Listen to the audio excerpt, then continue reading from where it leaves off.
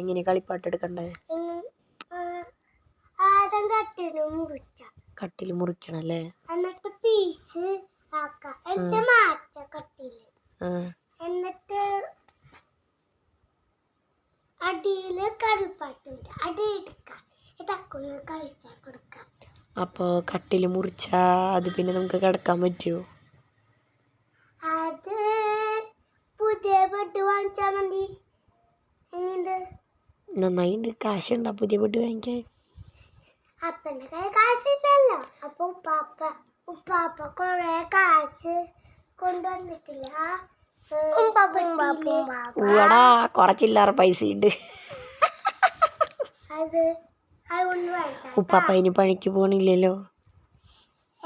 അപ്പൊ അപ്പനോട് പറയാം. നന്നായിട്ട്.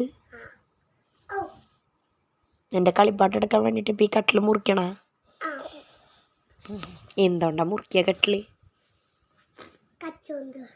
കത്തി കൊണ്ട് കട്ടില് മുറിക്കണം അല്ലേ? കത്തി കൊണ്ട് മുറിയോ കട്ടില്? അപ്പൊ എന്താ ചെയ്യ? ഒരു പീസ് ഇവിടെ, രണ്ടാമത്തെ പീസ് ഇവിടെ. അപ്പൊ അങ്ങനെ മുറ്റാൻ പറ്റിയത്. അപ്പൊ നീ പറ എന്താ ചെയ്യ? കട്ടില് മുറിക്കണായിട്ടും ഭേദല്ലേ അക്കുമ്മക്ക് വേറെ കളിപ്പാട്ടം വാങ്ങിച്ചു കൊടുക്കല്.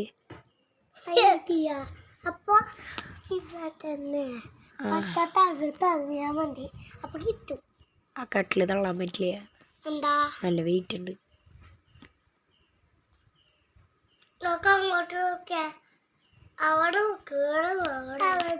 നീ ഒരു ഐഡിയ പറഞ്ഞതാ എങ്ങനെയാ നമുക്ക് കളിപ്പാട്ട് എടുക്കുക?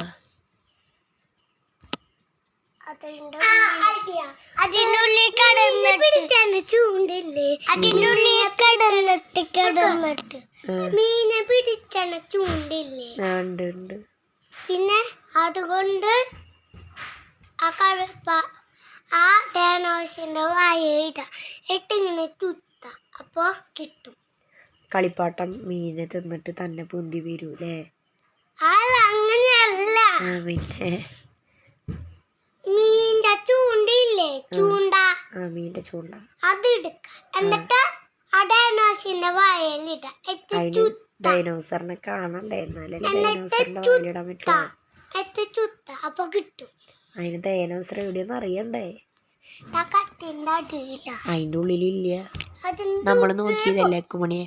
ഇനി അക്കുമ്മയുടെ ഐഡിയ ചോദിക്കാം. ഇനി എങ്ങനെ എടുക്കണ്ട കളിപ്പാട്ടം?